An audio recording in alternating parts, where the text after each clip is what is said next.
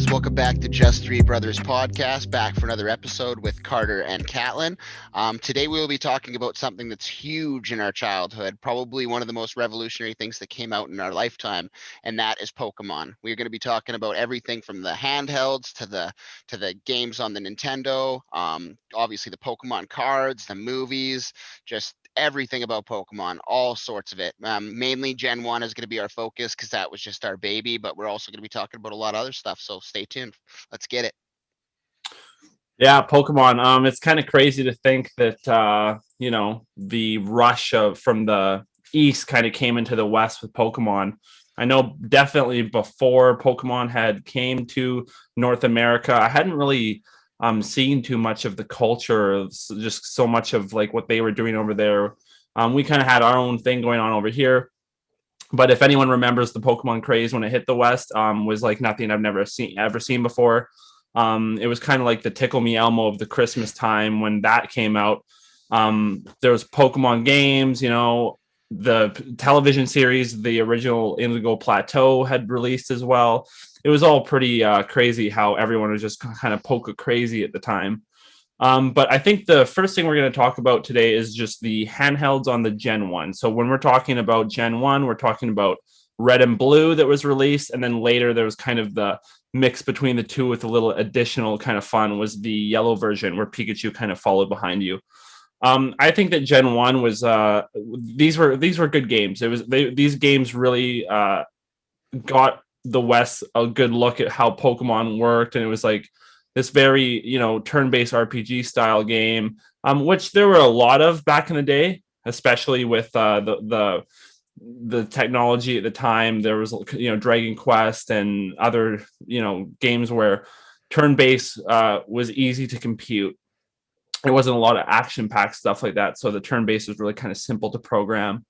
But these games were the first time that we got a chance to see like turn-based in a kind of not an RPG-esque kind of environment. I guess someone could argue that Pokemon was kind of an RPG, but it felt just more like kind of an adventure game.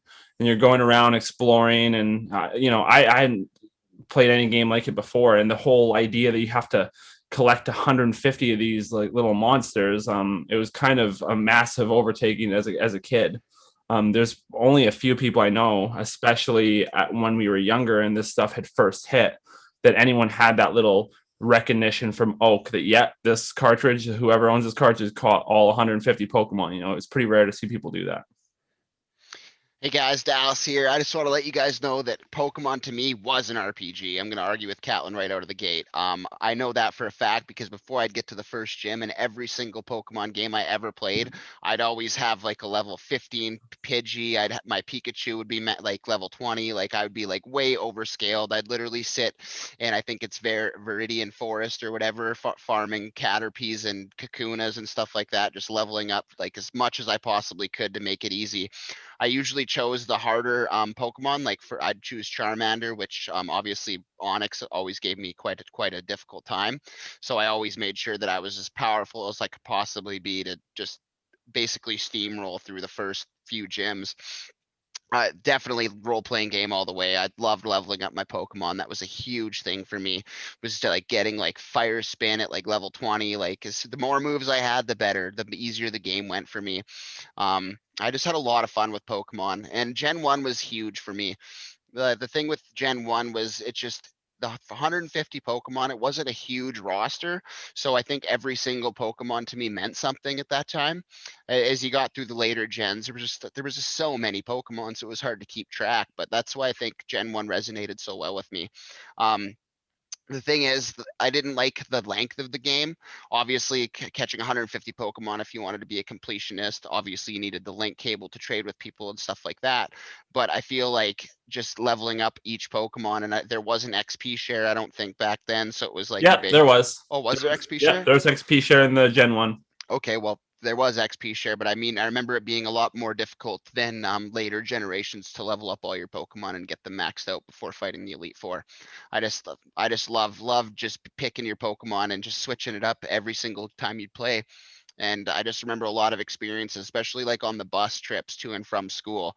You'd be trading with friends and battling with people, and it was just a really lot of fun.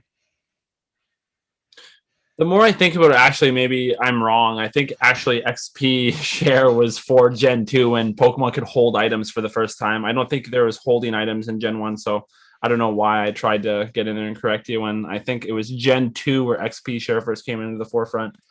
But yeah, I'd have to agree with that. So like that sentiment, just the idea that each Pokemon kind of had its it felt a lot more impactful with the original roster.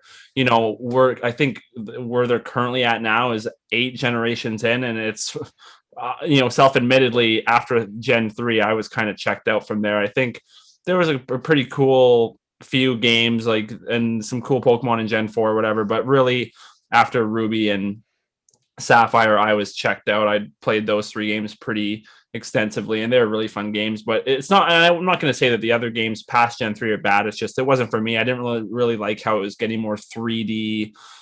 They were trying to.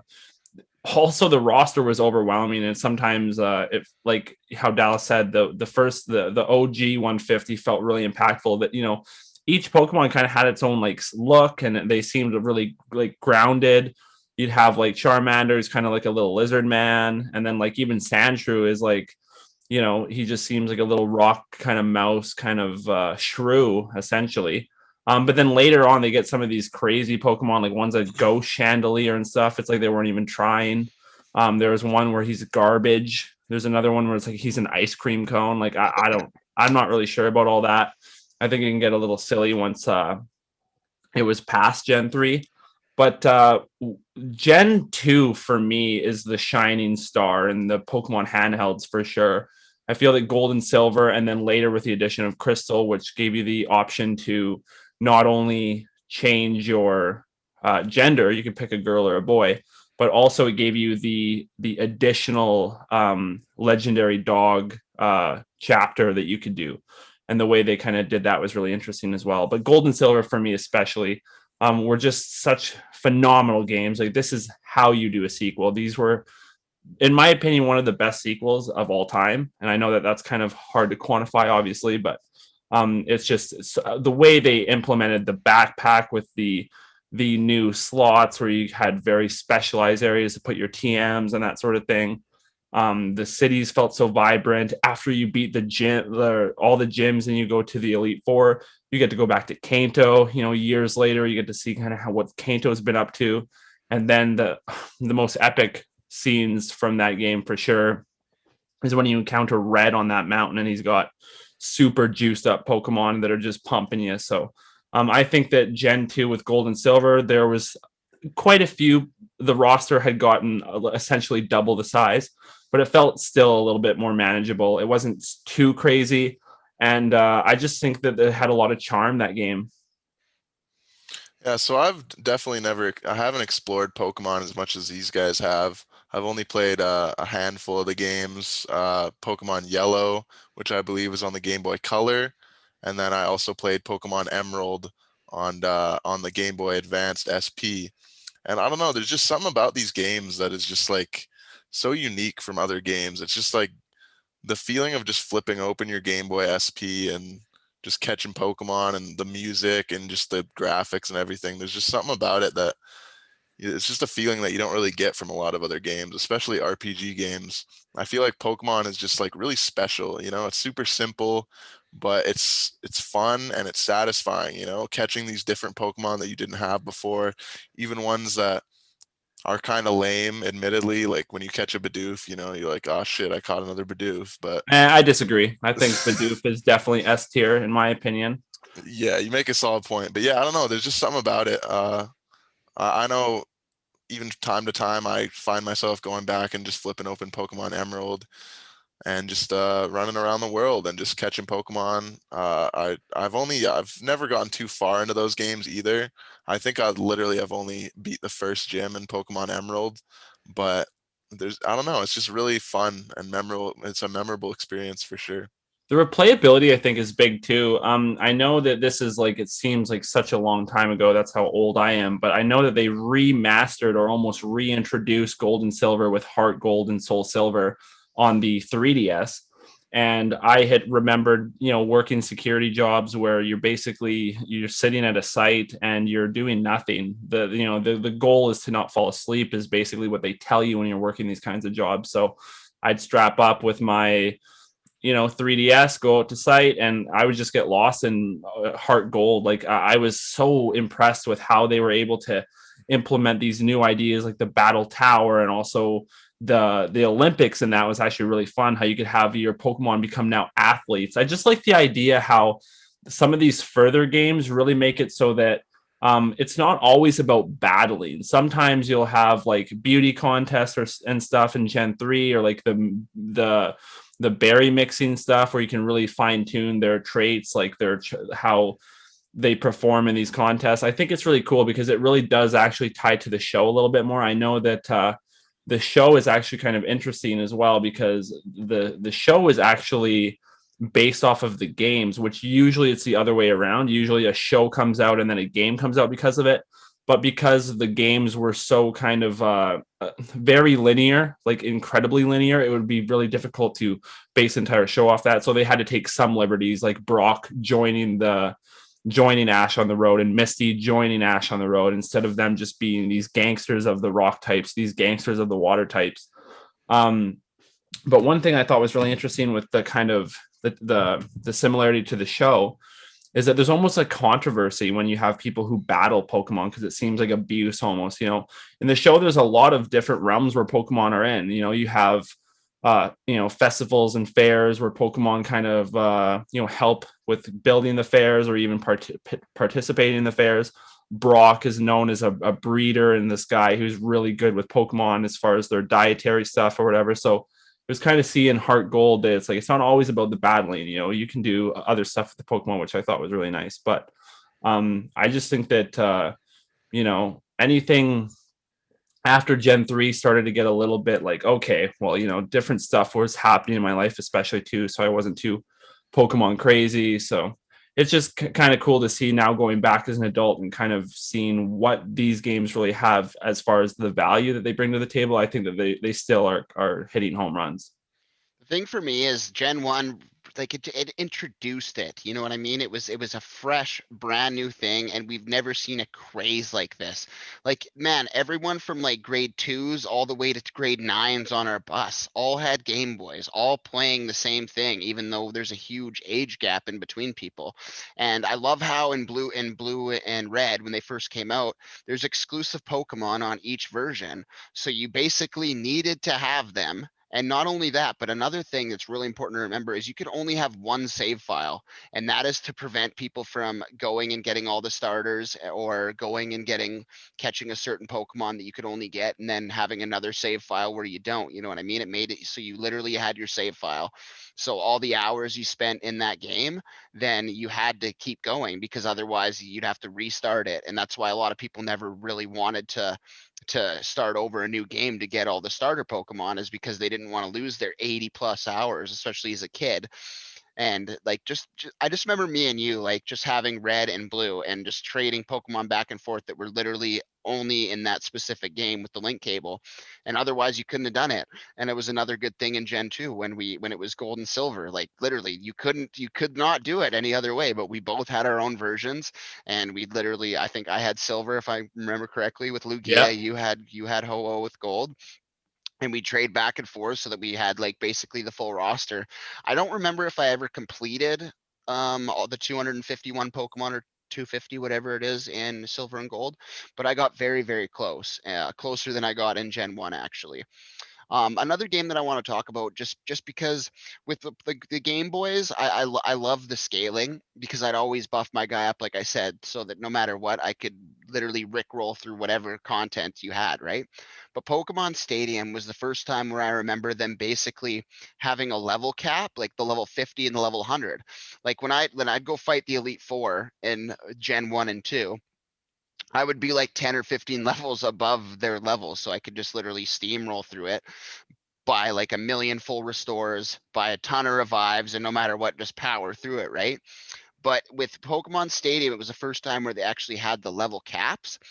So then I remember then the moves started to matter a lot more. Like you'd have a fire Pokemon that would have like thunder, or you'd have, you know what I mean? Or you'd have like a grass Pokemon who had a psychic ability or something like that. Cause you'd have to like actually make moves for that character so that he'd be good in any type of situation, especially with only a 3-man roster. I just remember Pokemon Stadium being really, really, it was almost inventive, like bringing Pokemon back to a different land, and you had the packs that you could stick on the back, and then you could like do the challenges and then get Pokemon for your actual game that you were playing. And I think Pokemon Stadium 2 was for Gold and Silver, if I remember correctly, and Yep.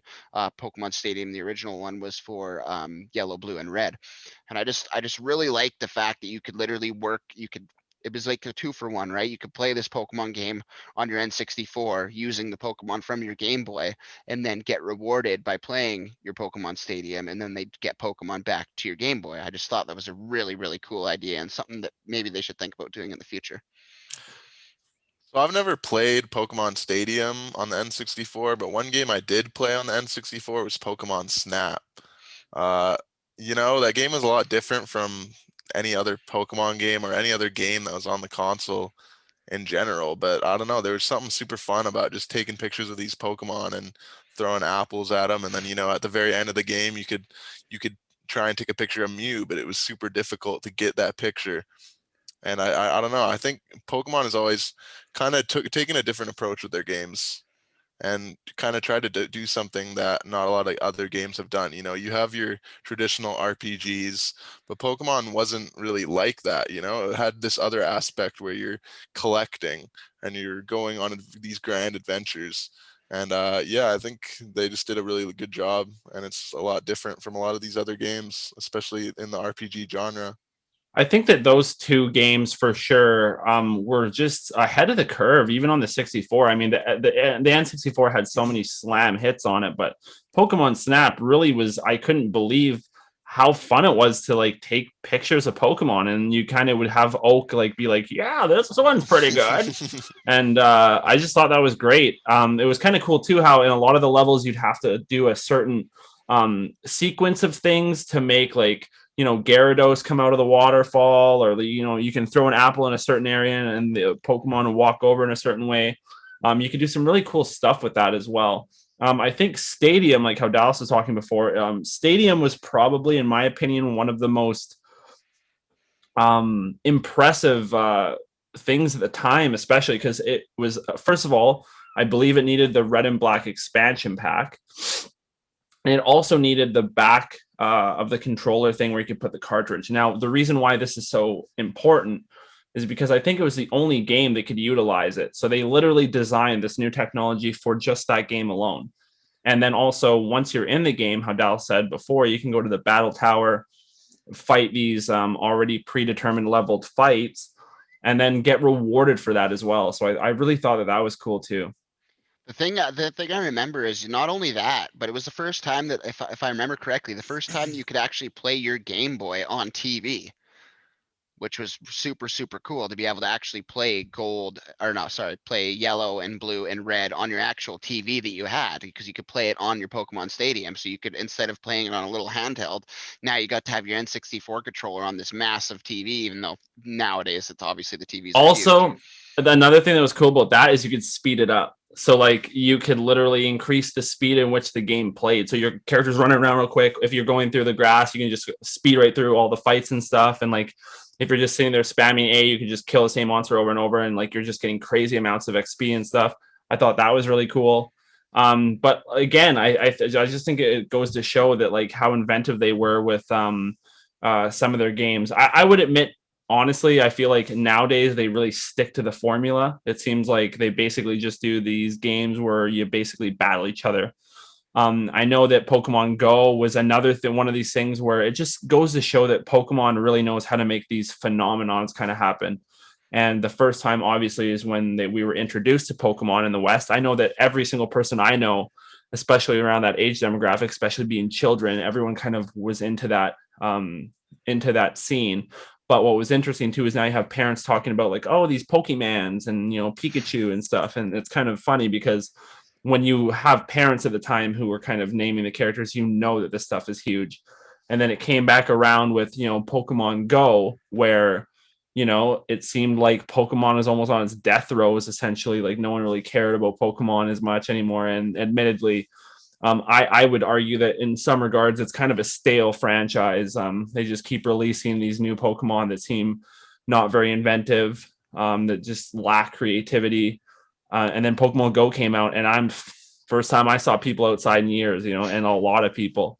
You'd go driving down the road or whatever, just heading to work, or like just going over to a buddy's house, and you'd look on the road, and there's people everywhere, and they're looking for these Pokemon. But I think that it was kind of I'm sure that people still play the game to a certain degree now, but I think that Definitely. I think it really was kind of a fad, especially when it came out. It was kind of, the game itself wasn't very finished, but it was the first time we really got a chance at this kind of integrated VR kind of feeling in a live space. So that was cool, but it was really gimmicky. I felt like it was like the definition of a gimmicky game.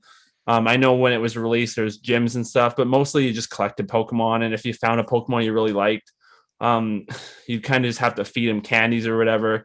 There wasn't really much of a game, honestly. For There me, was, oh, sorry, I thought we were done. My bad. oh no, I was just gonna say that I feel like if they implemented some things like a battle system that was really comprehensive, or like you could power up one Pokemon using battle, or even rare candies to a certain degree, but I just felt that it was really, really just recycled. You caught stuff, you went outside, went to Pokestops, caught stuff. Like it just didn't feel like a anything more than a gimmick. That was something I always wanted out of that game while I was playing it. Is it's like, you're going outside and you're meeting these other people who are catching Pokemon. It's like, why wouldn't you have a system where you battle with that person? Isn't that the whole point? That would Like, have been such a perfect implementation too, because it's like, oh, it was implemented in the show when you'd have like, mhm, this little bug catcher Timmy with his shorts on being like, I love grass. And then he'd fight Ash or whatever. And it's like, oh, that's cool. But now you have a chance where people are outside again for the first time in like 10 years, and there's no battle system. I'm I sure think, they've probably implemented it now, but again, a lot of people have lost interest at this well, point. that's what I'm saying. And that's the whole point, is it's like, I think that game would have been like more than a gimmick, and it would have been actually a banging release if they would have had some way to like, not only can you battle these people, but you can essentially like, if you get it, I think I mean, obviously this is, I don't work for Nintendo, but I think it would be a cool idea if eventually, if you claimed so many victories and not lost for a certain amount of time, you would be the gym owner of your local area, and like it would generate you like a badge. So now people would have to battle you to give the badge out or whatever. I don't know. It's Oh kind of, man, that would be sweet. but I think that's kind of a cool PvP system, especially because I mean, even back on the old games for the handheld, like there was some type of like PvP to a certain degree. Like it was very rudimentary, but I know in Gen 2, if you had a link cable, you could battle people and it kept a record. And like you had like almost a ranking system, but the ranking system was local to that cartridge. So it wasn't like it was an online ranking or anything. But again, it was in its infancy. But I just think that if they took that rudimentary sense of PvP and just showing how much skill you have with these strategies and stuff, compared to other people, like that would really have kept the game thriving, I think, instead of people who just like hit it and quit it, played it for like a week, and then just was like, oh, I actually don't like exercise and this game isn't that fun, so I don't know why I'm outside. I'm just okay. I love Pokemon Go and I'm gonna bring it back, but I just want to talk about Pokemon Snap for a second, just because I got kind of graced over it. Any game that you can literally have where you're literally just taking pictures of something and it's still fun, like that's mind blowing to me. Like, to me, picture taking isn't fun. Like it's just not fun, like at all. But I loved Pokemon Snap. I was absolutely obsessed with that game, and I didn't have that was one game that I did not have the game fact for. So I spent hundreds of hours trying to get every secret so that I could actually get all the Pokemon taken pictures of in that game. It was difficult. Like you said, you're throwing apples at like waterfalls, or like throwing them on the ground to get a Pokemon to look at you a certain way. It's just crazy how much that game, like how addicting just taking pictures of Pokemon. I think that just goes to show Pokemon's power of just like getting people to love it. Like all you're doing is taking pictures. You're not battling, you're not like on a bike, you're not like literally just in your little cart just taking pictures of Pokemon. And that's crazy to me how it really just kept you wanting to play. I think there's a Snap too. I could be wrong, but there's either one coming out or the one that came out on the Switch. I But don't know. Pokemon, I don't know if it was Snap, but I feel like it was a spiritual successor. Again, admittedly, although this is obviously the Pokemon episode, over the years I've kind of really just lost interest in Pokemon in general. Like after Gen 3, I've been kind of familiar like with the news and stuff as far as like the games coming out, like Sword and Shield had come out, and they had iterations of ones where there was seasonal Pokemon, or even not seasonal but regional Pokemon. So now you'd have Bullpix that's like an ice Pokemon, or you'd have like an Executor who's got a really tall neck now in the certain region. But for the most part, I have a good general idea of what they've been doing with the games, but I haven't really played a Pokemon game in honestly like 10 years. But I think it is really important to kind of make that make the case that these games were really important to our childhood and just really important to the world, because it really took the world by storm. all the thing I'll say is I actually literally last summer I got back into Pokemon Go again. So basically, when I played the first time, so basically how it works is like every Pokemon that you catch has an IV level that at the time when it first was released, you couldn't see what the IV level was. So you didn't have any idea how good your actual Pokemon was. So on my first account that I made, I literally wasted rare candies and like all my candies to level up these Pokemon, all my Stardust. And then I find out later, like a patch later, like 5 months, 6 months later, that all the Pokemon that I spent all this hard work putting the effort in to find out that these Pokemon all suck, basically, because there was no IV checker telling you like what the actual stats were. So then come that patch, I basically made a new account, and then I played. We were off on a vacation type of thing, and it was just something fun to do with my daughter, driving around and catch Pokemon and all this stuff. And I remember like within 2 weeks, I spent 6 months on my first account, like 6 months playing. Like even Carter can say how many hours we spent like down at the park, just like catching Pokemon at 4 in the morning. And within 2 weeks, I literally got a higher level on my account than I had on my old account, with all way better Pokemon, because each Pokemon would literally, you'd catch it and it would literally tell you the IV of your Pokemon. So basically how it worked is it'd be a stat out of 15 for attack, defense, and some special or something like that. And you'd basically be able to see if it was a 15 out of 15 in all the zones. Like on my old account, literally I had Pokemon that were literally like 5 out of 15, like they were just trash. Like you'd take it to a gym, even though it was like 1,000 CP higher than the other Pokemon, and I'd just get stomped. And I think another thing that's really important to say is the gym battle system was kind of ridiculous. They obviously did bring out an actual Pokemon battle system now, and and Did and it they? is fun. It's really fun, but it's like Catlin said, there's just not really any livelihood to it. There's no reason to continue doing it. Like, yeah, there's a daily little reward, but I feel like Pokemon Go really lost a lot of its luster after the first initial release. I think if they would have kept, or at least had a battle system, some sort of battle system to begin with, like gyms, it wasn't even worth it. Like I remember there'd be 8 Pokemon in a gym, or 7, whatever the cap was, and me and Carter would drive around, pull up to the gym, and me and him would stomp the whole gym, and then put our Pokemon in there, and then you'd get coins or whatever for every hour you held it. And we do it late at night, so we'd actually get coins the next day, which you actually have to purchase with real money. So without spending real money, we'd be able to get coins. But then, like, some random person, one little dude could come, like 6-year-old kid could come and take out our Pokemon, even if he didn't have that good a Pokemon, because he'd get to use 6 Pokemon, and we'd only get to use our 2 that are in the gym. It was a really weird concept. I don't know really what they were thinking with that. Like I get it, but I don't know. It just doesn't make a lot of sense. I think that yeah, like you say, once if it implemented a battle system coming out of the gate, I think that there could have been a lot of longevity for Pokemon Go. But I know for like me and my friends, especially on its release, like it was kind of crazy to see now that we're like out and about doing these things, but it did feel really gimmicky, and like it was just kind of a fad. It really honestly felt like. But it's what's really impressive to see is that, I mean, obviously the Pokemon's still going. They recently released, well, not that recently, but I believe last year they released, Hey You Pikachu and Hey You Eevee for the Switch, which I think is like pretty cool now how they've implemented it on the new Switch platform as well. But one thing that I really think is interesting, and this is kind of the underground kind of area of it. You mentioned IV levels. There's been IV levels since Gen 2, I believe, and it's almost like a secret stat. You can't actually see it, but you can determine it later if you trade that Pokemon to further on generations. But what was really cool is you could fine tune these Pokemon with their IV levels. If they had a certain nature, like if they were gentle or brash or whatever their nature was, would really affect that attack stat or that special attack stat or even the defense. But I used to have a roommate that would go online to Pokemon battles. And this Pokemon battle was essentially like how Melee has Slippy now, where you can play people, and he would compete, and he was actually like really, really good.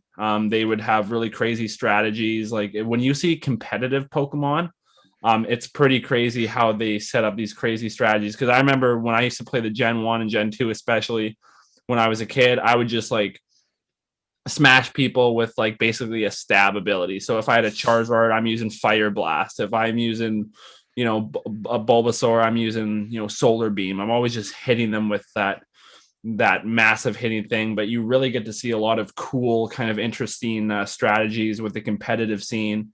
When they use Stealth Rock or they use like a Fortress that uses spikes, or they'll have like a Pokemon that is a sweeper where essentially you just buff them up with Sword Dance, and all of a sudden every single Pokemon that gets switched in just gets one shot by this one dude, because you've had other people using Baton Pass and different abilities to really boost up his strength. So the competitive Pokemon scene is pretty crazy, but they really deal with those kind of IV levels as well to make these perfect Pokemon, and which is what was really cool about the site he was using at the time.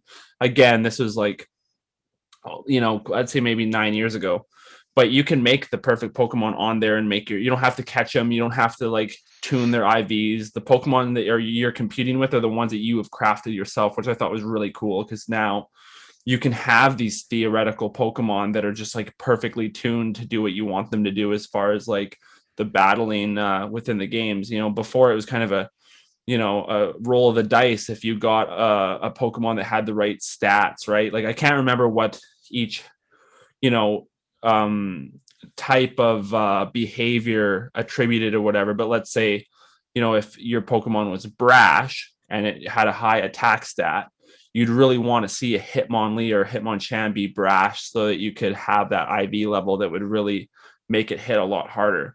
But this website took all of that groundwork out of the way. You don't have to earn these Pokemon. You can just have these perfectly crafted Pokemon and compete. And it was actually kind of cool to see how it worked too. There was lobbies and people who, like there was different restrictions. Like there were certain lobbies where you couldn't use legendary Pokemon. You couldn't use, like, there was underused, there was overused, there was like never used. I thought there's just so many cool ways of implementing a really competitive side of that, because I've always really enjoyed the competitive scene in games. So to see people take these kind of cute Pokemon creatures and just duke them out online, I thought was really cool to see. What was this? What game? I don't think it was an actual like official Nintendo or Pokemon, Game Freak game. I think this was just someone did this online where you could just set up a Oh, roster of crazy. six Okay. six Pokemon and battle them, but it was live, like it was online. So like people were pretty. The competition is pretty crazy. That's the thing. For me, a lot of it is actually like going and catching these perfect Pokemon, but also you realize that when you're literally checking the IVs and stuff like that, and getting the right move sets and all like stuff like that, it takes a lot of hours. I know you guys haven't played it, but I have Nintendo Sword, I think, or no, I have Nintendo Shield, and I have Pokemon like Shield. Pokemon Shield, and I have like 200 and some hours into that game, and like I am nowhere near like catching all the Pokemon. Like I can't remember if it's like a star system or something like that, but it's like you have to like basically catch these Pokemon over and over and battle over and over, and it's a crazy. And then like later on in the game, you find out your Pokemon's actually not all that good, so you like literally go back out and you try to breed these Pokemon, and there's just a lot to it. So I guess theoretically being able to craft your perfect Pokemon and actually battle them would probably be a time saver, definitely, because like I said, I'm hundreds of hours in and I'm still nowhere close to having like the perfect Pokemon list.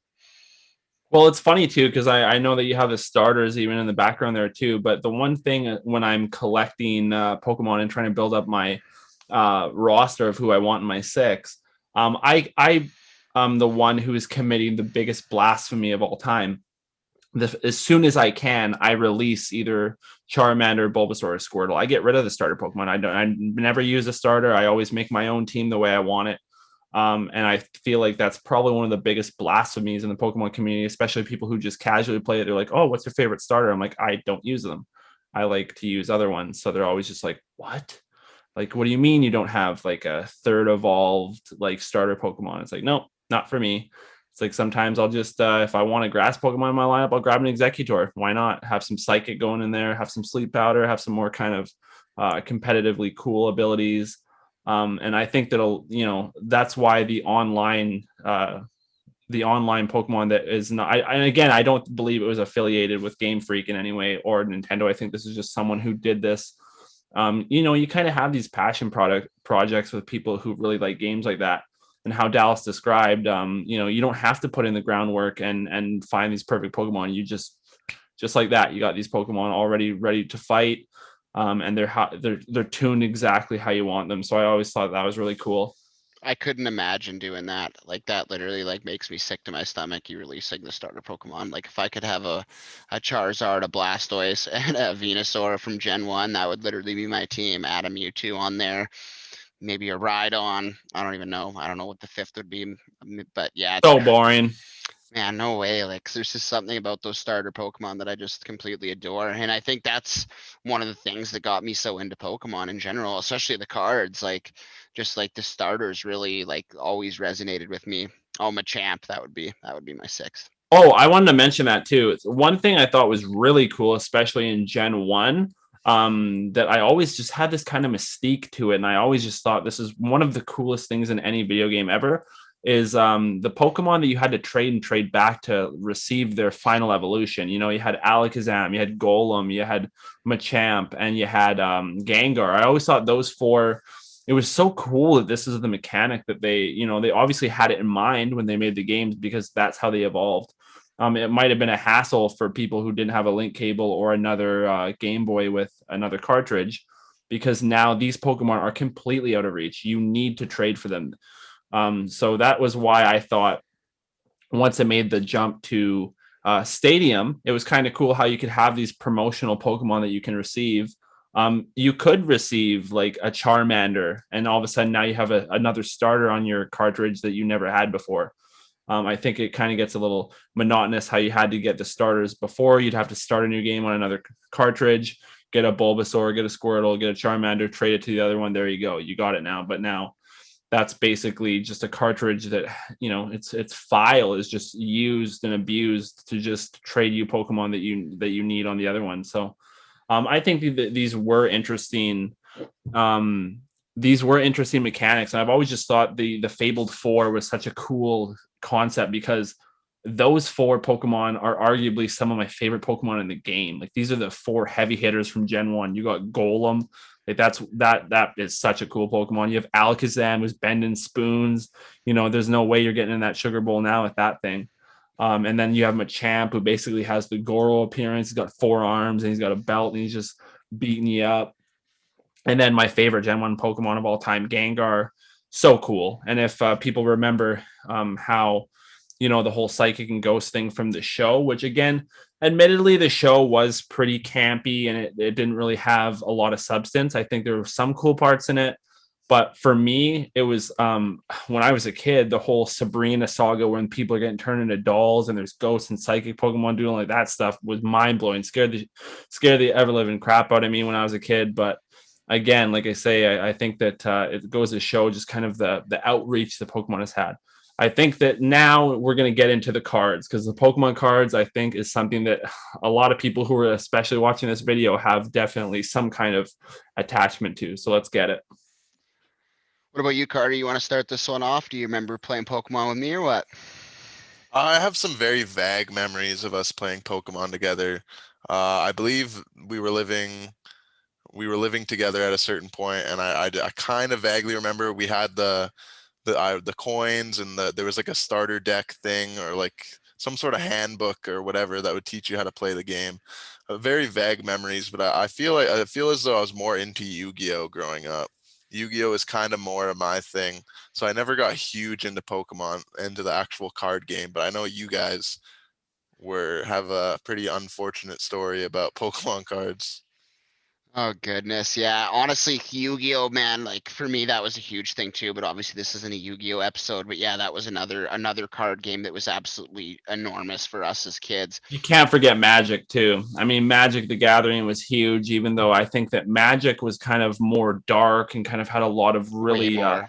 intense tones as far as some. I remember some of the card work, the card artwork rather, where it was some of the most disturbing imagery, and I loved it. It was so violent and cool. And I just thought it was such a far cry from, you'd have, Squirtle on the beach with a surfboard, and then all of a sudden you have Magic the Gathering, like an ability like Soul Siphon, where the dude's face is melting and he's clutching it, and the art always looks so cool. But like Dallas said, this isn't the Yu-Gi-Oh or Magic the Gathering episode. I could gush for hours on both those franchises, but I think the Pokemon cards, especially for me and Dallas, were pretty pretty pivotal, definitely for our youth, for sure, in a lot of ways. I think that it was just crazy to see how much power these little cardboard cards had over our lives, especially at the time. And we had a pretty massive roster within these pages and pages of binders in these plastic sleeves. There was various times throughout school where I would say 50% of people would either have a Game Boy with the link cable and like one of the Pokemon games, or they literally have their deck of Pokemon cards or a binder or like a backpack with a tin. Like there Oh, was there was so those kids in elementary school that would just have binders full, like literally they'd have to fill their whole backpack, you know. They couldn't even bring their textbooks because they were just, flexing their Pokemon cards at the park, you know. Yeah, but who needs textbooks when you got flex like that? Like, really? That's true. When you got drip like that, like I don't know. I've always thought that it was kind of an interesting comparison as well, as far as Yu-Gi-Oh and Magic and Pokemon, because I never really was too enthralled with the battle system with the cards. I really just like collecting them. I like the art on them. I never really battled, not to mention I think at the time, because we were so young, a battle card game kind of felt like just it was very hard to learn, because it was kind of this technical thing. You also had the trainer cards using potions and stuff like that. But once we got all older and Yu-Gi-Oh and stuff came out, that's when we really started to actually play the game the way it was meant to be played, and it wasn't just a collector's item now. But one moment that just resonates with me, I think that it's almost impossible to not talk about as far as Pokemon cards, is when me and Dallas, Carter wasn't even born at this time. We had walked into a 7-Eleven. We just got our allowance and we wanted to buy a booster pack from the 7-Eleven. This is back in the day when 7-Eleven had booster packs right on the front, and these are Gen 1. Gen 1 first boosters, edition, not first just not edition. just that. If they're first edition cards, there was for $5.99 you could get a regular one, and then for $6.99 you can get the first edition pack, which that's now those crazy to pack. think about just how much those packs are worth nowadays. Well, so we go in, we think nothing of it, just another day at the office, going to go to 7-Eleven, get some Diglets, get some Oddishes, no big deal. Maybe We Machamp if we're really maybe lucky. a Machamp, holographic. We could get like a good card in there. Who knows what we're gonna get? But we go into the aisle. Dallas is opening the pack. We're always being very careful just to open it really carefully, even though we'd always just get garbage anyway, pulls. But we open the pack, and literally the first time I'd ever seen anything like this before, the card on the top is facing upwards towards me and Dallas. The first card right out of the thing, it was a Charizard. First edition Charizard from the Gen 1 pack. I think they're currently going for something around $55,000. It was incredible. I mean, as a kid, I'd never experienced just like just a rush of just emotion at that time. We're freaking out in the 7-Eleven, like, yeah, just going absolutely insane. And it was probably arguably the best moment of my life, I think, up to this. I know that's a little bit hard to quantify, but nothing's really hit me in the way that first edition Charizard and that 7-Eleven hit me. I think that that's just one of those things where, you have moments in life that happen once in a lifetime. You have a first edition Charizard pull, Man on the Moon. I don't know which one is kind of more pivotal to the, the foundation of mankind in general. But I think that, there's a lot of great things that can happen in life. And I think that pulling a Charizard from that Gen 1 pack is top 10 for sure. Man, number one, like the percentage of you pulling a first edition Charizard is literally like a percent of a percent of a percent.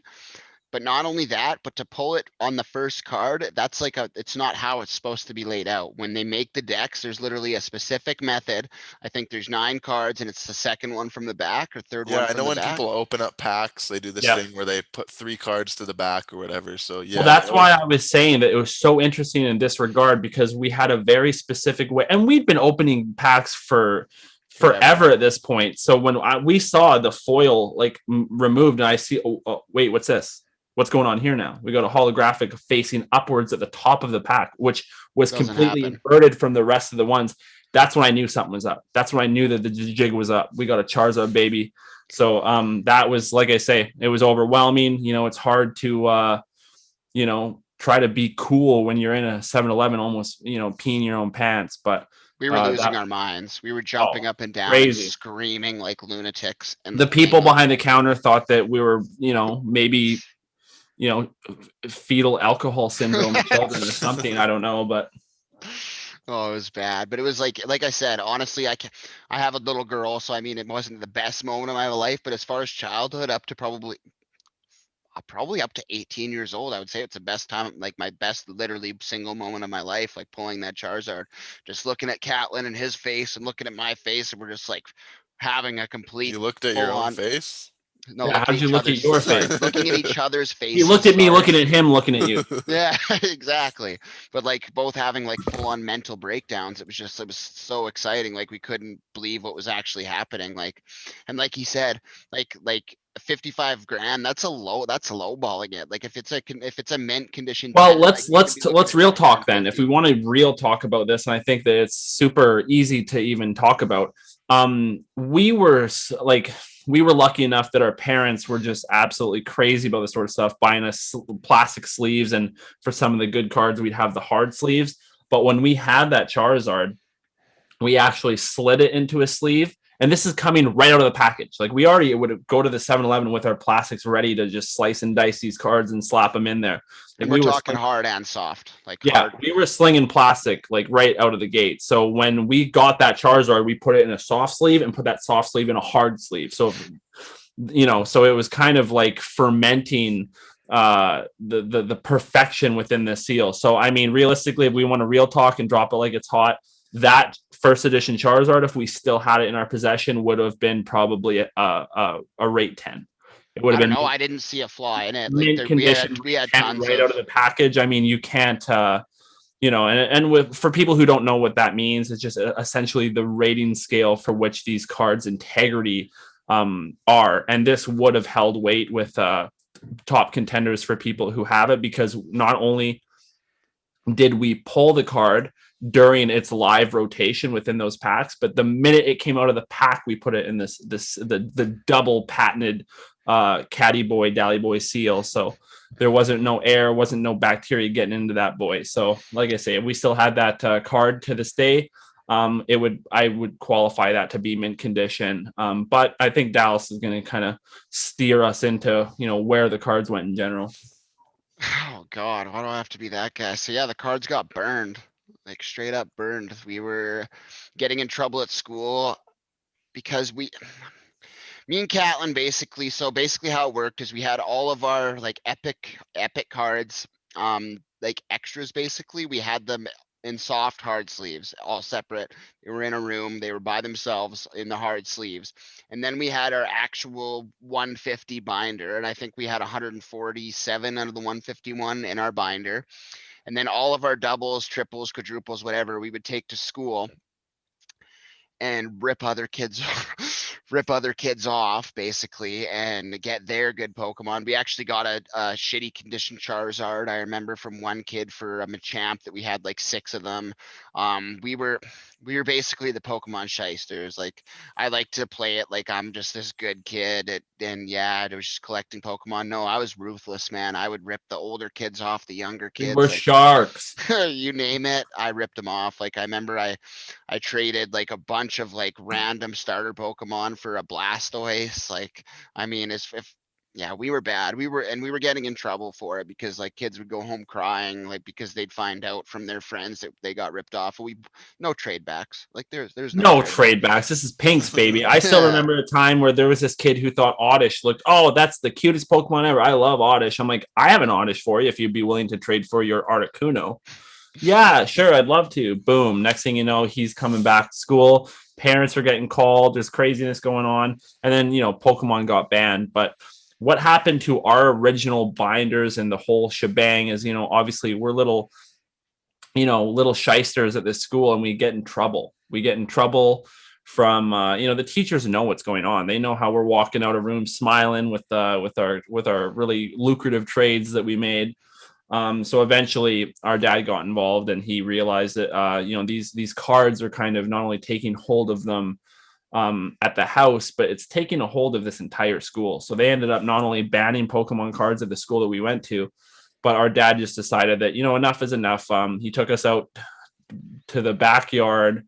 There was an iron burning drum. He put every single one of our cards amidst us screaming and crying, "No, Dad, no!" And he put them in the bin, added an accelerant and lit them. And we literally just sat there. I just remember, sitting there kind of That's lost, traumatizing. lost in the stare of the flame as our cards would little black fluffs of paper were going up in the air. And The then odd holographic piece that you'd see it as I remember one time when my single tear rolled down my cheek, I saw the Charizard Ash just burn away. But I mean, all this was for naught because they ended up buying us Yu-Gi-Oh cards as soon as those came out. So they probably spent more money I than have that. to stop you right here. Okay, so Dad's gonna be pissed for me saying this, but he said that he burned all of our cards at once. That is not true. He burned them separately because Digimon and Yu-Gi-Oh weren't even out. You know what I mean? Like he said that he burnt all of our Magic cards, all of our Pokemon cards. Oh! I thought you meant he didn't burn them all at the same time within the same drum. No. Every single time we would get a new set of cards and max up this huge roster. He did it with Yu-Gi-Oh. He did it with Magic. He did it with Cool. Digimon. He'd wait until we'd have all these like completely renowned, amazing cards, and then be to the burn bin. You guys are misbehaving. It's like forgetting the fact that like if you cataloged it, he and my mom probably spent close to 10 grand on just these cards alone over the years. Like it's crazy to think that what kind of valuation those cards would be currently if they're all in again mint condition, which they always were. The main But it was condition that they still frame them differently, so it's like no matter what, every single card that we had would have been an 8 because of how we kept them. But like the framing and stuff, and if it's centered and all that stuff. But we were pretty good at looking at our cards. Obviously, we weren't a professional grader, but our cards were in good condition. They would have been good condition, obviously, because we were very particular about how we kept conscious them. as well. We were made sure that when we handled them, it was the edges, very rarely with just a naked hand. We were kind of crazy when it came to that sort of stuff because as kids, I think everyone has the opinion like, oh, one day these will be worth something. I can't wait. And then you find out that, yeah, they are in fact worth something, but we don't own them anymore. They don't exist anymore. But that's just one of those things that happens, I guess, when you're slinging little cardboard cards around. We were hustlers though, man. We killed it, man. It'd be curious to see how much money worth of cards, if they weren't burned, that we shysted off people. Like obviously, like the cards that we traded, they weren't always the perfect condition cards. Like a lot of them we just kept in a deck and a tin. You know what I mean? Like they weren't our hardcover, soft covered cards, and they weren't also the ones that were in our binder because, like I said, we had 147 cards and some doubles and stuff in there, and then we had our hardcore like other cards that we obviously anyone that wasn't a double. Like we had a Charizard, a Blastoise, a Venusaur all in our binder, but then we also had our Charizard, Blastoise, Venusaur in our hardcovers in a room that we kept away from everything that was double sleeved and just away. And then we wouldn't trade our binder or those cards, but every other card was free game. And we cleaned up at school, man. But like I was ripping off grade 6 kids, grade 7 kids, like man, you name it, I was getting cards, baby, The all thing day. that's crazy too, the one that's really crazy to me, and this is something that, like, you know, kind of when you think about it, you just want to cry. But there was also promotional cards that we were able to get our hands on too. When the Pokemon movie, I Yeah. believe Mewtwo's Revenge or whatever, when it came out on VHS, remember VHS, not DVD. This is how old we are. It came with an actual promo Mew, and it said promo right on it. There was other cards that we were able to. I remember one time me and Dallas went to a convention. I can't remember exactly what it was.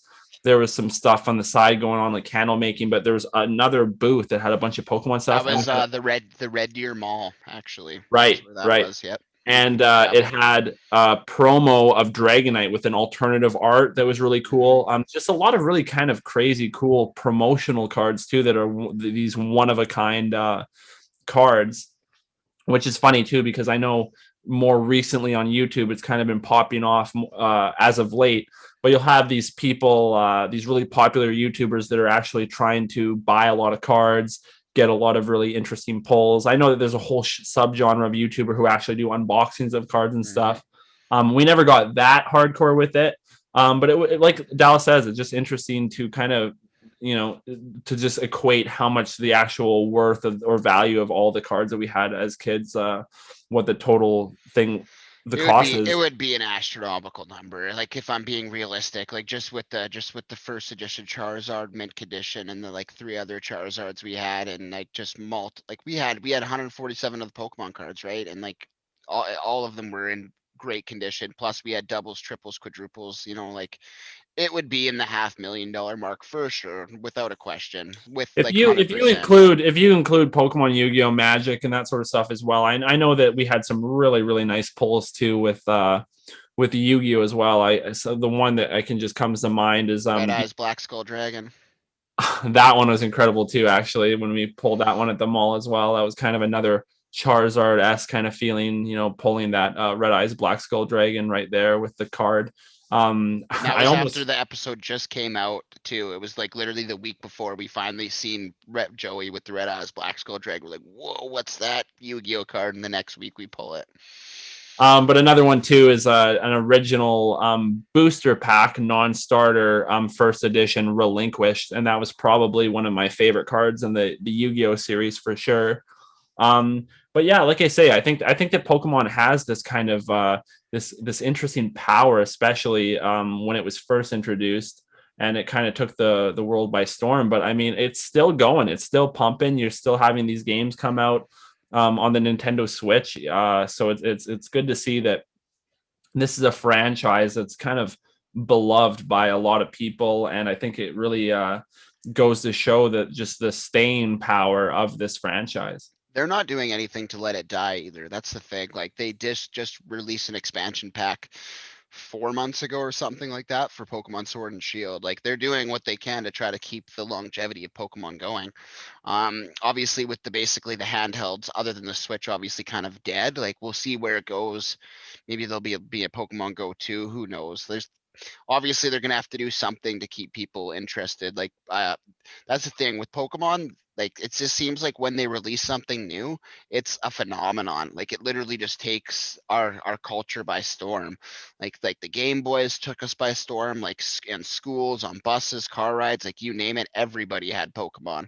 The Pokemon cards, like literally they were shutting like banning Pokemon cards from school. Like we're getting Pokemon cards burned in our backyard. Like it's literally like it was a big deal. And then Pokemon Go, like that swept the whole world. Like there's literally people getting hit by cars Yeah, in I think people traffic. died. I think people died to Pokemon Go, which is Yep. always kind of crazy to see that. There was a few people who died, like a few, Yeah. like a girl walking on the highway trying to catch like some Pokemon and just got like smoked by a car. Like man, like holy, like obsessed. Like it took the world by complete storm. It was overwhelming.